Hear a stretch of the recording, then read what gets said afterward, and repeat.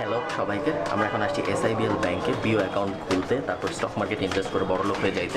কেমনি কি করে কিছুই আমরা জানি না। একটা ভিডিও করি ভাই, এখানে করা যাবে না তো। দাঁড়ান ব্যাংকের মধ্যে করা যাবে না। আচ্ছা, আপাতত পজ করো। আমরা অনেক রেকর্ড করছি আর ভিডিও কি পেয়ে গেলেন। খুব সার্ভিস খুব ভালো। হ্যালো সবাইকে, সবার কি অবস্থা? ওয়েলকাম আজকের ভিডিওতে। এটা একটা ভ্লগ এবং ভ্লগের ইন্ট্রো সাধারণত এরকম হয় না। ভ্লগের ইন্ট্রোতে আমরা রিয়েল লাইফের জিনিসপত্র দেখি, এরকম স্টেজড জিনিস দেখি না।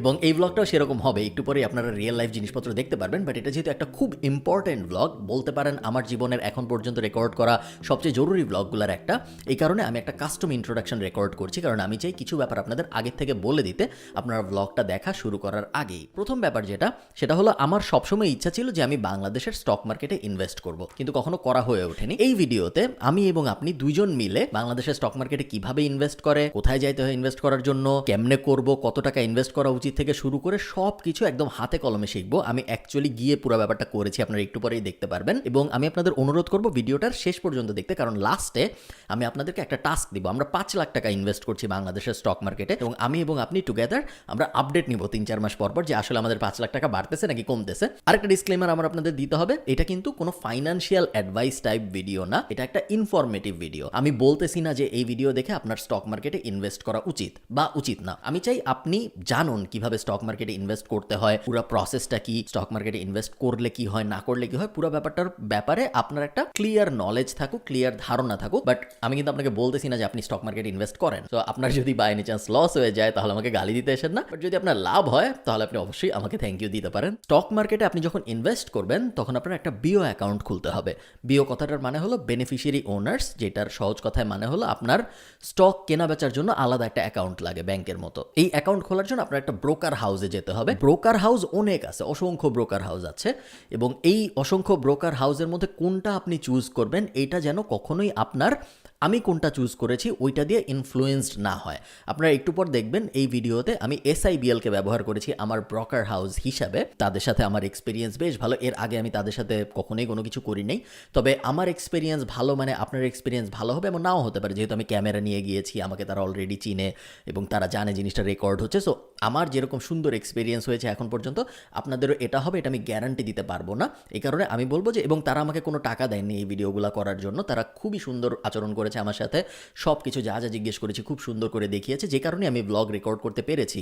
কোনো একটা ব্যাংকে যেয়ে বা কোনো একটা স্টক ব্রোকার হাউসে যেয়ে এভাবে ভিডিও রেকর্ড করা কিন্তু খুব একটা সহজ ব্যাপার না, কেউই পারমিশন দিতে চায় না, কারণ ফাইন্যান্সিয়াল ইনস্টিটিউশন। তারপরে আমরা করেছি, এবং এসআইবিএল হেল্প না করলে হয়তো আমরা করতে পারতাম না। সো থ্যাংক ইউ তাদেরকে এই হেল্পটা করার জন্য। বাট তারপরেও আমি বলবো, আপনারা যখন কোনো ব্রোকার হাউস চুজ করবেন, আমি এসআইবিএল চুজ করেছি এই কারণে আপনারও যে এসআইবিএল চুজ করতে হবে এটা কোনো জরুরি ব্যাপার না, আপনি যে কোনোটা চুজ করতে পারেন। কিন্তু যখনই আপনি কোনো ব্রোকার হাউস চুজ করবেন, মেক শিওর করবেন তাদের যেন একটা ব্র্যান্ড রেকগনিশন এবং নাম ধাম থাকে, তাদের মানে আপনি চিনেন এইরকম হয়। তো চলেন, আর তেমন কিছু বলার নাই, আমরা ভিডিওটা শুরু করি। এবং মাঝখানে আমি এসে আপনাদের কিছু কিছু ব্যাপারে একটু জ্ঞান দিয়ে যাব, কারণ কোনো ব্যাপার পুরো ভিডিওটার মধ্যে ক্লিয়ার না।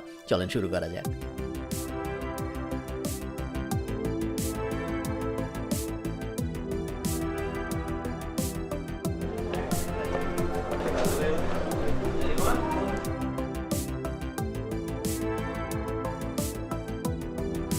বাংলাদেশের স্টক মার্কেটে আমি কখনো ইনভেস্ট করি নাই। ইনভেস্ট করার জন্য কী কী করতে হয় সব কিছু জানবো, তারপরে ওনাদের সাথে একটু কথাবার্তা বলবো, অন্য কারা ইনভেস্ট করার সময় কী কী দেখা লাগে সব কিছুই জানি না বেসিক্যালি। আমি আর আপনি একসাথে শিখবো, এটাই প্ল্যান। আশা করি ভালোই হবে। আপনার কাছে প্রথম যখন কেউ আসে ভাইয়া, এসে বলে যে আমি স্টক মার্কেটে ইনভেস্ট করতে চাই, তখন ফার্স্ট রেসপন্স কী হয়? আচ্ছা, তারও আগে থেকে যদি আমি বলি, স্টক মার্কেটে কি ইনভেস্ট করা উচিত নাকি উচিত না? স্টক মার্কেটে সিটিজেন হিসেবে আমাদেরকে আসলে বাংলাদেশের যদি আপনার বড় ধরনের ইনভেস্টমেন্ট যেটা হয়, লং টার্ম ইনভেস্টমেন্টগুলো ক্যাপিটাল মার্কেটেই হচ্ছে দেওয়াইস। এখানে আপনার রিস্ক আছে, রিটার্নও হয়, তবে বুঝে করতে পারলে এটার মধ্যে হচ্ছে যে রিটার্ন পাওয়ার সম্ভাবনাটাই বেশি। সাধারণত বেশিরভাগ মানুষ যেটা করে যে কিছুই জানে না, কারো কাছ থেকে হয়তো শুনেছেন, আমার মতো আমিও যেরকম কিছুই জানি না, যে স্টক মার্কেটে ইনভেস্ট করলে অনেক টাকা পয়সা পাওয়া যায়, স্টক মার্কেটে ইনভেস্ট করলে বড়লোক হয়ে যাওয়া যায়, এই ধরনের কথাবার্তা শোনার পরে সে ভাবে যে আমি এখন স্টক মার্কেটে ইনভেস্ট করবো। এইটা ভাবার পরে ফার্স্ট স্টেপটা আসলে কি হওয়া উচিত? এটা আসলে আমাদের দেশটাই মানে দেশের পুঁজি বাজারে এরকমই হচ্ছে, মানুষ শুনে হচ্ছে যে এটাকে একটা গুজবের মতো আর কি, অনেকটা যে এই শেয়ারটার দামটা বাড়বে, ওইটা হচ্ছে কোনো ফান্ডামেন্টাল অ্যানালাইসিস না করেই ওরা হচ্ছে যে বিনিয়োগের মধ্যে হচ্ছে যে চলে যায়। দেখা গেছে যে একটা শেয়ার কিনলো, কেনার পরে সে খবরটা পাইছে অলরেডি থার্ড ডেতে যায়। যদি তার লাক ভালো থাকে আর 2-1 দিন মার্কেট কন্টিনিউ করে, তখন দেখা গেছে হয়তো সে একটা বেনিফিট পায় ওখান থেকে। সে যদি পিক অবস্থাতে আপনার হচ্ছে পিক পয়েন্টে যায় ইনভেস্টটা করে, তখন কিন্তু তার লুজার হওয়ার সম্ভাবনাটাই বেশি থাকে। গুজবের মধ্যে না ঢুকে নিজে একটু ফান্ডামেন্টাল অ্যানালাইসিস করে লং টার্মে যদি সে ইনভেস্ট করে, আমার মনে হয় যে ওইখান থেকে হয়তো বা রিটার্নটা কম আসলেও তার ক্যাপিটালটা লস হওয়ার পসিবিলিটি কম। সো ভাইয়া এখানে দেখতে পাচ্ছিলেন যে ট্রেডিং এবং লং টার্ম ইনভেস্টিং নিয়ে কথা বলছিল। স্টক মার্কেটে বা ইন জেনারেল ইনভেস্টিং যখন আপনি করবেন, তখন দুই ধরনের ইনভেস্টিং করা যায়। একটাকে বলা হয় ট্রেডিং, আরেকটাকে বলা হয় লং টার্ম ইনভেস্টিং। ট্রেডিং কথাটার মানে হলো আপনি ট্রেড করছেন বা আপনি বাণিজ্য করছেন স্টকের দুনিয়ায়। এটাকে যেটা বলা হয় তার মানে হলো আপনি আজকে স্টক কিনতেছেন, কালকে স্টক বিক্রি করে দিচ্ছেন, বা আপনি সকালবেলা স্টক কিনেছেন, সন্ধ্যাবেলা দাম বেড়ে গেছে, আপনি বিক্রি করে দিচ্ছেন, পরের দিন আপনি আবার নতুন স্টক কিনছেন, বা এই স্টকটারই আবার দাম কমা পর্যন্ত অপেক্ষা করছেন, তারপরে কিনছেন। ট্রেডিং যারা করে স্টক মার্কেটে, প্রত্যেক দিন খুব অ্যাক্টিভ থাকতে হয়, রেগুলারলি চার্ট মনিটর করতে হয়, দাম কখন কমলো, কখন বাড়লো, কোনটার দাম কমতেছে, কোনটার দাম বাড়তেছে, এখন কি বিক্রি করা উচিত নাকি, এখন কি কেনা উচিত নাকি, এটা একটা ফুল টাইম জব হিসেবে ট্রিট করতে হয় যখন আপনি ট্রেডিং করবেন। আরেক ধরনের ইনভেস্টমেন্ট আছে যেটাকে বলা হয় লং টার্ম ইনভেস্টিং, যেটাই রেকমেন্ডেড, এবং আমিও আপনাদের রেকমেন্ড করবো আপনারা লং টার্ম ইনভেস্টমেন্টেই যান। লং টার্ম ইনভেস্টমেন্টের কনসেপ্টটার প্রিন্সিপালটা হলো, আমার কিছু টাকা আছে, এই 10টা কোম্পানির ফান্ডামেন্টাল আমি বিশ্বাস করি। ফান্ডামেন্টাল মানে হলো এই কোম্পানিগুলা যে জন্য বানানো হয়েছে ওই ব্যাপারটা আমি বিশ্বাস করি, এই কোম্পানিগুলা যেভাবে চলছে ওটা আমার পছন্দ, এই কোম্পানিগুলার প্রফিট হয় বা ব্র্যান্ড রেকগনিশন আছে, এই ব্যাপারগুলো আমি জানি। সো এই ফান্ডামেন্টাল ব্যাপারগুলো আমার পছন্দ, এই কারণে আমার এই টাকাটা আমি এই কোম্পানিগুলো ইনভেস্ট করলাম স্টক মার্কেটে, মানে হলো এই কোম্পানিগুলোর স্টক আমি কিনলাম, এবং তারপরে এই কোম্পানিতে যে আমি ইনভেস্ট করেছি এই ব্যাপারটা আমি 1, 2, 3, 4, 5 বছরের জন্য ভুলে গেলাম। যত বেশি সময়ের জন্য ভুলে যাওয়া যায় তত আসলে ভালো, কারণ স্টক মার্কেটে আপনি যত বেশি দিন টাকা রেখে দিতে পারবেন ততই আসলে আপনার প্রফিট হওয়ার চান্স সবচেয়ে বেশি। স্টক মার্কেট সবসময় আপস অ্যান্ড ডাউনসের ভিতর দিয়ে যায়, কিন্তু আপস অ্যান্ড ডাউনসটা এইরকম না, আপস অ্যান্ড ডাউনসটা এইরকম। তার মানে হলো সবসময় জিনিসটা আস্তে আস্তে উপরের দিকে যাচ্ছে, কিন্তু উপরের দিকে যেতে যেয়ে কখনো কখনো আপ হতে পারে, কখনো কখনো ডাউন হতে পারে। এই কারণে লং টার্ম ইনভেস্টিং সবসময় একটা safer option compare to trading. আমরা কথাবার্তা পরে বলবো। ফার্স্ট কাজ যেটা হয় স্টক মার্কেটে কেউ যখন ইনভেস্ট করতে চায়, ওনার তো একটা ব্যাংক অ্যাকাউন্ট থাকতে হবে অলরেডি, নর্মাল ব্যাংক অ্যাকাউন্ট। এরপরে যে জিনিসটা করতে হয় আমি শুনছি সেটা হলো একটা বিও অ্যাকাউন্ট খুলতে হয়। বিও অ্যাকাউন্টের মানে কি হয়? Beneficiary owners account. ওইটার মানে কি? আপনার যেরকম ব্যাংকে আপনার হচ্ছে যে টাকা রাখার জন্য একটা অ্যাকাউন্ট খুলতে হয়, তেমনিভাবে হচ্ছে যে শেয়ার মার্কেটে যদি ইনভেস্ট করতে হয় তখন তাকে হচ্ছে যে বেনিফিশিয়ারি ওনার্স অ্যাকাউন্ট, যেটার মাধ্যমে সে হচ্ছে যে সেকেন্ডারি মার্কেট থেকে যে শেয়ারগুলো ক্রয় করবে ওই শেয়ারের একটা শেয়ার বল্ট হিসেবে কাজ করে। ওটা আমার অডিয়েন্স এত বুদ্ধিমান না, সেকেন্ডারি মার্কেট কি জিনিস? সেকেন্ডারি মার্কেট মিনস হচ্ছে যে আপনার পাবলিকলি ট্রেডেড। বুঝতে পারছি। যার অ্যাকাউন্ট আছে ওখানে সেই হচ্ছে ওখান থেকে কিনতে পারবে। বেশিরভাগ মানুষ স্টক মার্কেটে ইনভেস্ট করতে অনেক ভয় পায় এই জন্য, কারণ স্টক মার্কেটে একটা নেগেটিভ ব্র্যান্ডিং আছে। কেউ যদি স্টকে ইনভেস্ট করে সে সর্বশান্ত, এই ওয়ার্ডটাই বলে সবাই যে সর্বশান্ত হয়ে যাওয়ার একটা সুযোগ আছে। এখন এটা হচ্ছে যে যেটা 96-এ ছিল, 2000 আপনার হচ্ছে যে 10-এ একবার হয়েছে, কিন্তু তারপর থেকে বাংলাদেশ সিকিউরিটি এক্সচেঞ্জ কমিশনে কিন্তু আমূল একটা পরিবর্তন হয়েছে। ওদের সার্ভিলেন্স সিস্টেমটা খুবই স্ট্রং আগের থেকে। আপনার হচ্ছে যখনই তারা ম্যানিপুলেশনের কোনো পায়, আমরা কিন্তু ট্রেড আওয়ারে ফোন পাই যে আপনার থেকে এরকম ট্রেড হচ্ছে, এখন এটা আপনারা একটু দেখেন। একটু যদি বলেন ভাইয়া, স্টক মার্কেট আর বন্ড মার্কেটের ডিফারেন্স কি? মানে একটা হচ্ছে যে আপনার ইকুইটি বেজ মার্কেট, হ্যাঁ, পার্সেন্টেজ নিব কোম্পানির। কোম্পানি আপনার হচ্ছে যে মনে করেন বিভিন্ন ধরনের কোম্পানিগুলো ইকুইটি বেজ আর কি আপনার, আর হচ্ছে আপনার বন্ড বেজ। বন্ড মার্কেটে আপনি ফিক্সড একটা ইনকাম আপনার হচ্ছে। আচ্ছা, আমাদের প্রাইমারি স্টক মার্কেট কি এবং সেকেন্ডারি স্টক মার্কেট কি, এই ব্যাপারটা একটু বুঝতে হবে। একদমই সোজা ব্যাপার, বুঝতে আপনাদের 2 মিনিটও লাগবে না, আমি সহজ করে বোঝাই দিচ্ছি। দেখেন, দুইটা মার্কেট আমরা এতক্ষণে বুঝে গেছি, প্রাইমারি স্টক মার্কেট এবং সেকেন্ডারি স্টক মার্কেট। চিন্তা করেন জিনিসটা, যে কোনো একটা কোম্পানি আপনাকে ওই কোম্পানির স্টক কিনতে দিচ্ছে কেন? তার কারণ, অনেক কারণ থাকতে পারে, বাট মেইন কারণ যেটা সেটা হলো ওই কোম্পানির টাকা দরকার, এবং ওই কোম্পানির নিজেরা টাকাটা রেইজ করতে পারছে না। এই কারণে ওই কোম্পানি সাধারণ মানুষকে স্টক বিক্রি করতেছে ওই কোম্পানির, তার বদলে সাধারণ মানুষ ওই কোম্পানিকে টাকা দিচ্ছে। ঠিক আছে, এ পর্যন্ত ক্লিয়ার? এই যে ব্যাপারটা, একটা কোম্পানি আগে কখনোই স্টক মার্কেটে ছিল না, এই কোম্পানিটা এখন সাধারণ মানুষকে স্টক দিবে, শেয়ার দিবে, তার বদলে সাধারণ মানুষ তাকে টাকা দিবে। এই যে ব্যাপারটা হয়, এটা যখন হয় তখন এটাকে বলে আইপিও লঞ্চ। আইপিওর ফুল ফর্মটা হলো ইনিশিয়াল পাবলিক অফারিং। আপনি যদি একটু ইংলিশটা খেয়াল করেন, ইনিশিয়াল মানে শুরু, পাবলিক অফারিং, পাবলিককে অফার দিচ্ছি। সো কী হচ্ছে ব্যাপারটা, আমি ইনিশিয়ালি আমার কোম্পানি আগে কখনো স্টক মার্কেটে ছিল না, এখন আমি পাবলিককে অফার দিচ্ছি আমার স্টক কেনার জন্য, যাতে করে পাবলিক আমাকে টাকা দেয় এবং তার বদলে আমি তাদেরকে স্টক দিব। এই যে ব্যাপারটা হয়, এটা হয় প্রাইমারি স্টক মার্কেটে, সেকেন্ডারি স্টক মার্কেটে না। এখন কোম্পানি তো স্টক বিক্রি করতেছে প্রাইমারি স্টক মার্কেটে, সাধারণ মানুষ, আমার আপনার মতো মানুষ প্রাইমারি স্টক মার্কেটে ওই কোম্পানির কাছ থেকে স্টক কিনতেছে। এক সময় স্টক শেষ হয়ে যাবে কোম্পানির বিক্রি করা, কোম্পানির টাকা পেয়ে গেল, কোনো সমস্যা নেই, ও যতগুলো স্টক বিক্রি করতে চাইছিল সবকটা স্টকও বিক্রি করে ফেললো, ওর টাকা নেওয়ার যে গোলটা ছিল ওই গোলটা শেষ। এখন মনে করেন আমি ওই কোম্পানির স্টক কিনতে চাই, আমি আরেকটা র্যান্ডম মানুষ, বা আমি এখন আগে যে কিনেছিল সেই আরও স্টক কিনতে চাই। এখন আমি কিভাবে কিনবো? আমি ওই কোম্পানির কাছে গেলাম প্রাইমারি স্টক মার্কেটে, যে বললাম ভাই আমি তোমার কিছু শেয়ার কিনবো, আমাকে কিছু শেয়ার দাও। সে বললো ভাই আমার তো সব শেয়ার বিক্রি করা শেষ। এখন আমার শেয়ার কিনতে হইলে আর কোনো উপায় নেই, আমার একমাত্র একটাই উপায় আছে, সেটা হলো অন্য কেউ যে আগেই প্রাইমারি মার্কেটে যখন শেয়ার দিচ্ছিল তখন ওই কোম্পানির কাছ থেকে শেয়ার কিনেছে, তার কাছে যেয়ে বলা যে ভাই তোমার কাছে তো শেয়ার আছে, আমি তোমার কাছ থেকে শেয়ার কিনতে চাই, আমাকে শেয়ার দাও। ক্লিয়ার? এই যে ব্যাপারটা, সাধারণ একজন মানুষ আরেকজনের কাছ থেকে শেয়ার কিনতেছে বা একজন মানুষ আরেকজনের কাছে শেয়ার বিক্রি করছে, এই যে ব্যাপারটা যেই মার্কেটে হয় ওটাকে বলে সেকেন্ডারি মার্কেট। সেকেন্ডারি মার্কেটই মূলত স্টক মার্কেট। প্রাইমারি মার্কেট যেখানে আইপিও লঞ্চ হয় এবং প্রথমে কোম্পানি স্টকগুলা মানুষের কাছে দেয়, বাট মেইনলি স্টক মার্কেটে ইনভেস্টমেন্ট বলতে আমরা আসলে বুঝি সেকেন্ডারি স্টক মার্কেটে ইনভেস্ট করা। আচ্ছা ঠিক আছে, আমরা আর আলাপ আলোচনায় না যাই, আমরা এখন যেটা করবো, মনে হচ্ছে আমি একটা রান্নার শো করতেছি, আমরা এখন একটা বিও অ্যাকাউন্ট খুলবো যাতে করে আমরা স্টক মার্কেটে ইনভেস্ট করতে পারি। আমাদের অলরেডি ব্যাঙ্ক অ্যাকাউন্ট আছে, এই জন্য আমাদের আর ব্যাঙ্ক অ্যাকাউন্ট লাগবে না। এখন আমরা বিও অ্যাকাউন্ট খুলবো, ভাইয়ার কাছে এই যে ফর্ম আছে অ্যাকাউন্ট ওপেনিং ফাইল, একটু যদি ভাইয়া বলেন যে কী লাগবে, আমি জানি অলরেডি, কিন্তু তারপরে ভাইয়াকে দিয়ে বলাচ্ছি।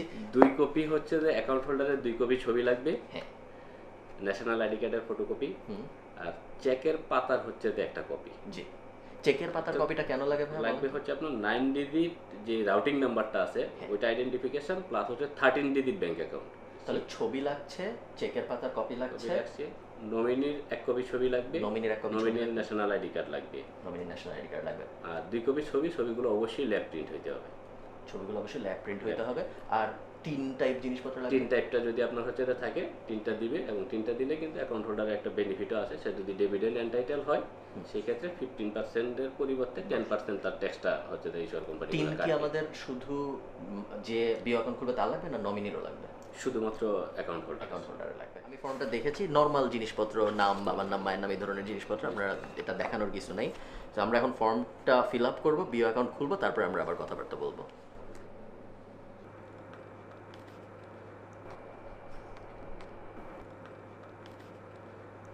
Thank you. ছবিগুলো হ্যাঁ, ছবি দিচ্ছি আমি। আমারটা পারফেক্ট হয়েছে। আর এই 3টা আমার, এই 3গুলোর পিছনে কি আমি সাইন করবো?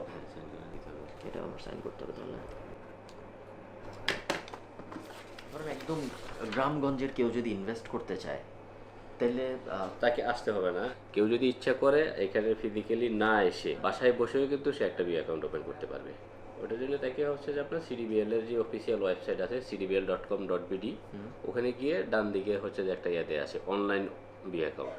তো আমরা জানলাম যে আসলে অনলাইনেও বিও অ্যাকাউন্ট খোলা যায়। বিও অ্যাকাউন্ট খোলার জন্য আপনার অ্যাকচুয়ালি যেতে হবে না কোনো একটা বিও স্টক ব্রোকার টাইপ মানুষজনের কাছে, যে আপনাকে বিও অ্যাকাউন্ট খুলে দেবে।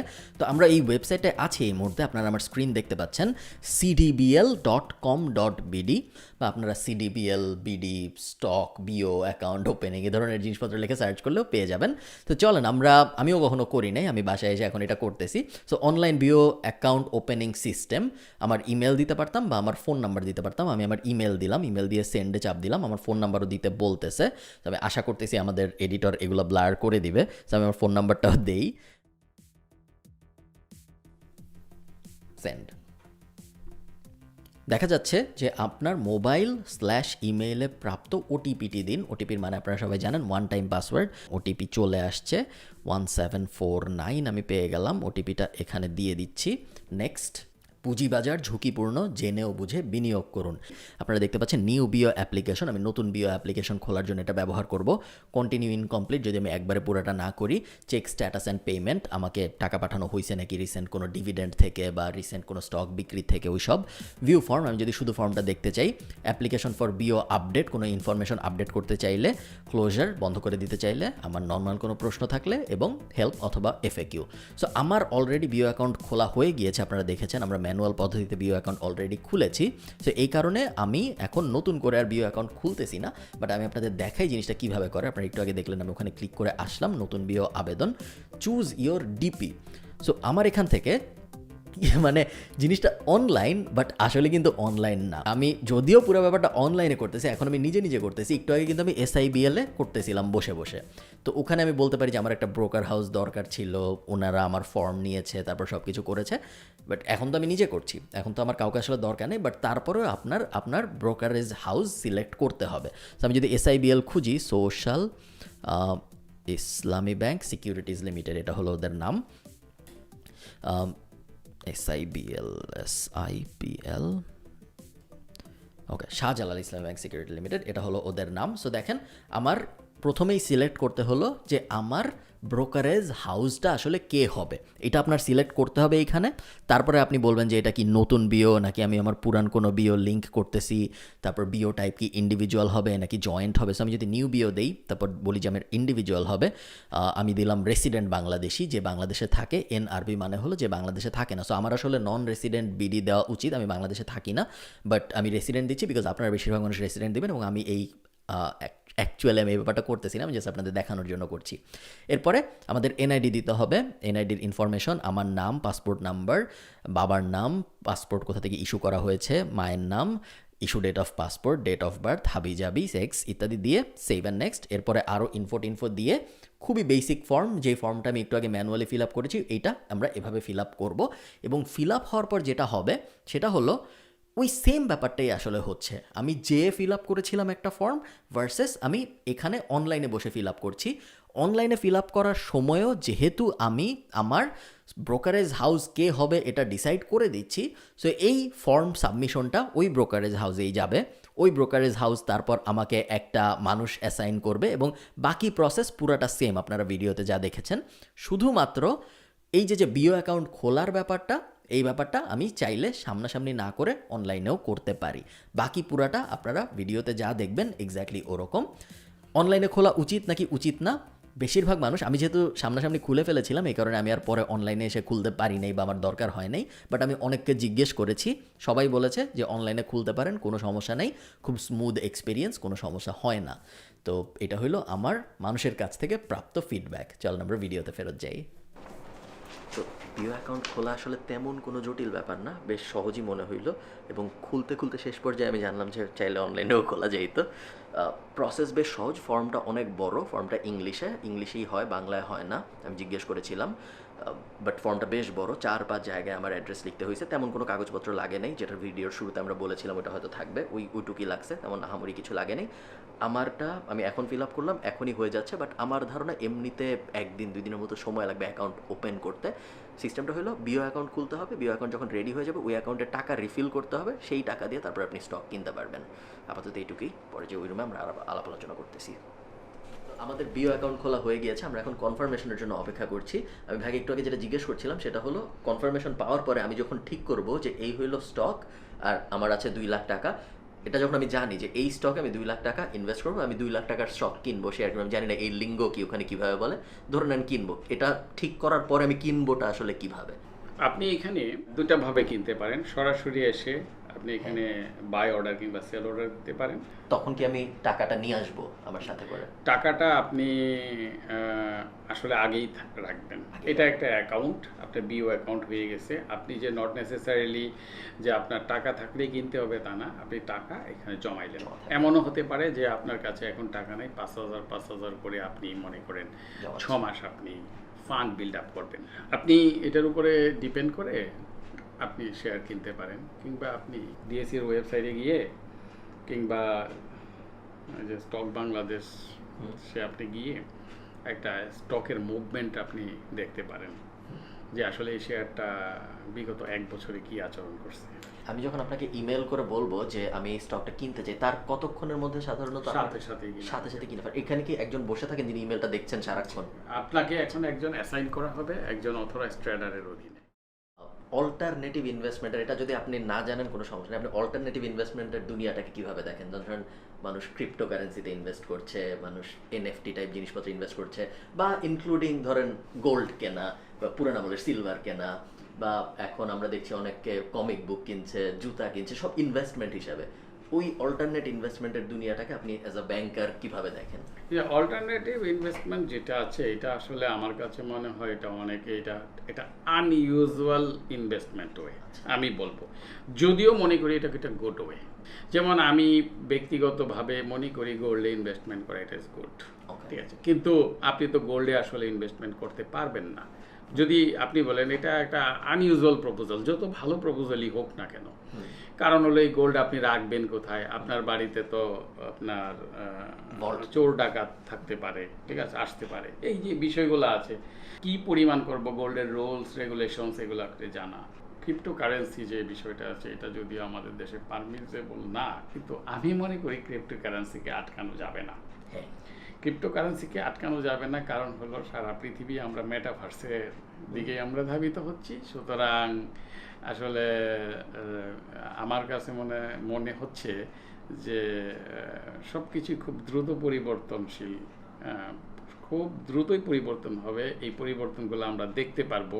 ওই জগতে আসলে কি একটা সিকিউরড একটা মুদ্রা থাকতে হবে, সেটা হচ্ছে যত কথাই বলি না কেন আমরা এই ক্রিপ্টোকারেন্সি এটাকে দখল করবে।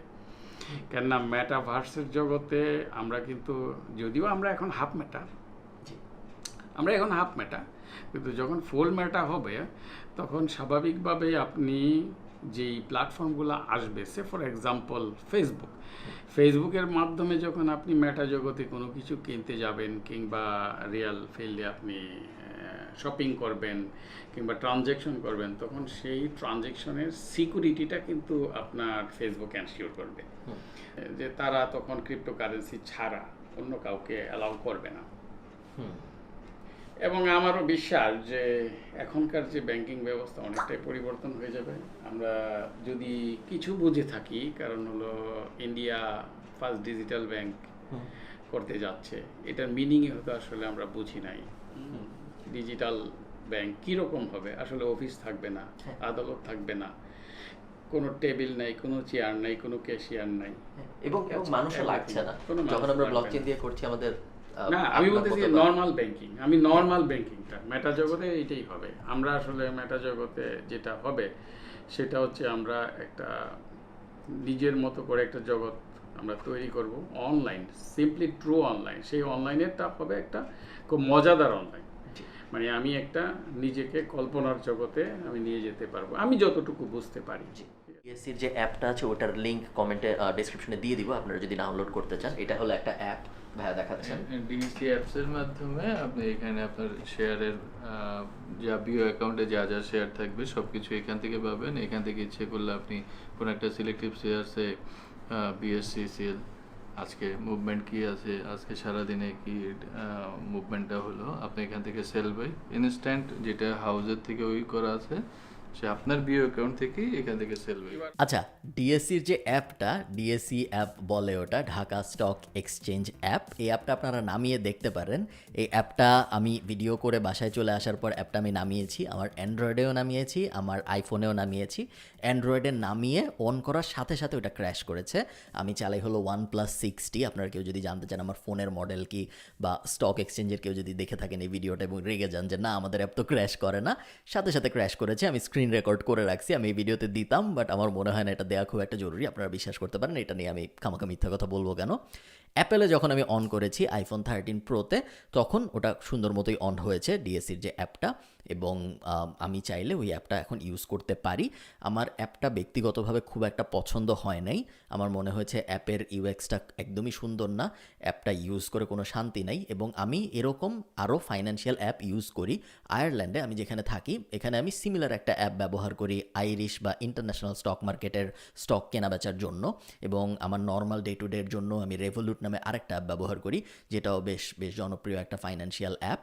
তো আমি ওগুলোর সাথে যখন কম্পেয়ার করেছি আমার মনে হয়েছে আপনি যদি এই ডিএসসির অ্যাপটা ব্যবহার করেন, এই অ্যাপটা ব্যবহার আপনাকে খুব সুন্দর একটা ইউজার এক্সপিরিয়েন্স দিবে না। সো আমি রেকমেন্ড করব, এই মুহূর্তে অ্যাপটা ডেভেলপ হচ্ছে। আমি কথা বলেছিলাম যখন, তখন আমি জিজ্ঞেস করেছিলাম, ওনারাও বলেছিল যে অ্যাপটা আগে অনেক বাগি ছিল, আগে অনেক ঝামেলা ছিল, এখন এই অ্যাপটার মধ্যে অত ঝামেলা নাই। তারপরেও যখন আমার ফার্স্ট ওপেনেই ক্র্যাশ করলো এবং তারপরে কয়েকবার ক্র্যাশ করেছে, এই কারণে আমি এই মুহূর্তে আপনাদের রেকমেন্ড করব অ্যাপটা ইউজ না করতে। আপনারা এখন ওয়েবসাইট দিয়ে যা করার করেন নর্মাল ডিএসসির যে ওয়েবসাইট আছে বা স্টকের আরও যেসব ওয়েবসাইট আছে ওগুলো দিয়ে আপনার ইনফরমেশন নেওয়াটে আর যা নেওয়ার নেন এবং স্টক কীভাবে কিনতে হবে বেচতে হবে ওটা সরাসরি নিজে না করে আপনি ব্রোকারের মাধ্যমে এখন করেন। এমন না যে অ্যাপ দিয়ে করলে আপনার ব্রোকার ফি যাচ্ছে না, ব্রোকার ফি কিন্তু তখন ঠিকই যাচ্ছে। সো নিজে নিজে করলে এমন কোনো আহামরি লাভ হচ্ছে তা আসলে না, ব্যাপারটা দিন শেষে একই। এবং স্টকের অ্যাপটার অবস্থা যেহেতু এখনও অত ভালো না, সো এই মুহূর্তে অ্যাপটা ব্যবহার করার দরকার নেই, আপনি আমাদের পুরানো ওল্ড সিস্টেমটাই ব্যবহার করেন। আশা করা যায় 3 থেকে 5 বছরের মধ্যে ওই ব্যাপারটা চেঞ্জ হয়ে যাবে।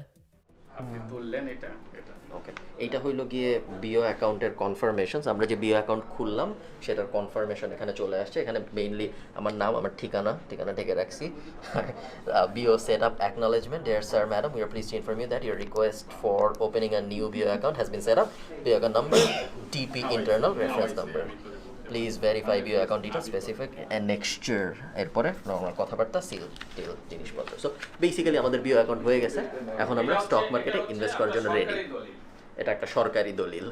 আমরা এখন ইনভেস্ট করার জন্য প্রস্তুত। আমাদের এখন জাস্ট এটা টাকা দিয়ে রিফিল করতে হবে, তারপর ওনাদের জানাতে হবে, যে কোনোভাবে জানাইলে ইমেল করে, ফোন দিয়ে বা এখানে এসে জানাতে হবে যে আমার অ্যাকাউন্টে টাকা আছে, সেই টাকা দিয়ে আমার যে স্টকটা পছন্দ ওইটা কিনেন।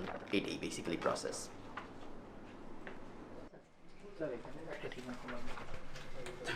ট্রেডিং রুম 3 স্টক দেখছে শফি আপনার ট্রেডার, আপনি তার সাথে থ্যাংক ইউ। হ্যাঁ, সো আমি এখন যা যা জানতে চাচ্ছিলাম সেটা হলো আমার বিও অ্যাকাউন্ট খোলা শেষ, এ পর্যন্ত আমি আসলে জানি। তো আমি কিভাবে এখন টাকা জমা করব, তারপরে যখন স্টক কেনার সময় হবে তখন আমি আপনার সাথে কিভাবে যোগাযোগ করবো বা কিভাবে সাধারণত কিনতে হয় এটা যদি আপনি একটু বলেন। আপনি টাকা জমা দিবেন অ্যাকাউন্টসে, আপনার একটা অ্যাকাউন্ট নাম্বার দেওয়া হয়েছে। একটা অ্যাকাউন্ট নাম্বার দেওয়া হয়েছে, সো এই অ্যাকাউন্ট নাম্বারে আমি টাকাটা জমা দিব। এই অ্যাকাউন্ট নাম্বার আপনি টাকা জমা দিলে রেফারেন্স দিতে হবে। আপনার একটা ইন্টারনাল বিও অ্যাকাউন্ট নাম্বার আছে এটাতে 7213, আপনার নামে যে অ্যাকাউন্টটা এটাতে আপনার ক্রেডিট করে দিবে এটা। আচ্ছা, অ্যাকাউন্টস অফিস। আর এটা কি আমি কোথাও লগ ইন করে দেখতে পারবো যে আমার অ্যাকাউন্টে টাকা এসেছে বা আসে নাই? আপনি এন্ড অফ দ্য ডেতে আপনি একটা মেইল পাবেন, একটা ইমেল পাবো আমি যে অ্যাকাউন্টের কি অবস্থা। আপনি যখন বিক্রি করবেন শেয়ারটা, A category, B category, G category, N category, এই 4টা ক্যাটাগরি শেয়ার যদি আপনি বিক্রি করেন T+2 আপনি হচ্ছে যে আপনার টাকাটা ক্যাশ ব্যাক পাবেন। T+2 মানে ট্রেডিং ডে প্লাস 2টা ওয়ার্কিং ডে আমার ব্যাংক অ্যাকাউন্টে চলে আসবে, যে ব্যাংক অ্যাকাউন্টে আমি বিও অ্যাকাউন্ট খোলার সময় দিয়েছিলাম। যদি আপনি জেড ক্যাটাগরি বিক্রি করেন, তো জেড ক্যাটাগরি বিক্রি করলে T+2 আমরা দিব না টাকাটা, টাকা দিব T+3 যদি খুব কষ্ট না হয় তাহলে একটু ব্যাখ্যা করবেন যে এই ক্যাটাগরিগুলো আসলে কি?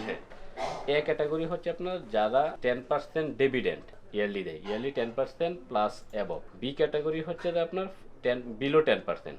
গ্রিনফিল্ড কিছু কোম্পানি আছে, এটা আপনার হচ্ছে এখন বাংলাদেশে আসলে নেই, ওটা গ্রিনফিল্ড কোম্পানিগুলো জি ক্যাটাগরিতে আসে।